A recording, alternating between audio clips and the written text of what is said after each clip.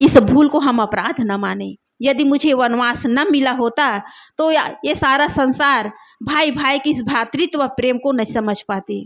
यदि मुझे वनवास न मिला होता तो आपस में भाई भाई में जो संबंध है उसे संसार के लोग कहाँ जान पाते। मैं तो केवल वनवास में माता पिता का आज्ञा का पालन किया, लेकिन आप दोनों भाई भी वनवासी का जीवन जिए।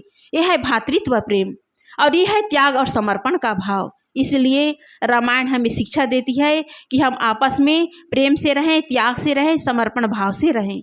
इसलिए पोथी पढ़ पढ़ करके, शास्त्रों और बड़े बड़े ग्रंथों को अध्ययन कर करके कोई विद्वान बन सकता है, लेकिन इंसान नहीं बन सकता। हमें इंसान बनने की आवश्यकता है और इंसान बनने के लिए प्रेम चाहिए। घर में यदि हम सुख चाहते हैं, शांति चाहते हैं, स्वर्गमय जीवन जीना चाहते हैं तो अपने अंदर प्रेम के भाव को लाना होगा, प्रेममय जीवन जीना होगा।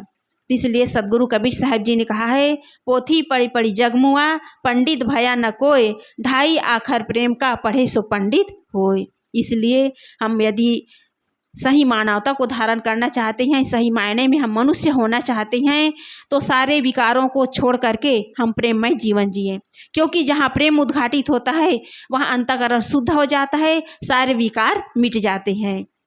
तो आवश्यक है कि हम सबके साथ प्रेमपूर्ण व्यवहार करें और अपने जीवन में उस स्वर्गिक आनंद को प्राप्त करें। बस इतना ही कहकर मैं अपनी वाणी को विराम देती हूँ। बोलिए सद्गुरुदेव की जय।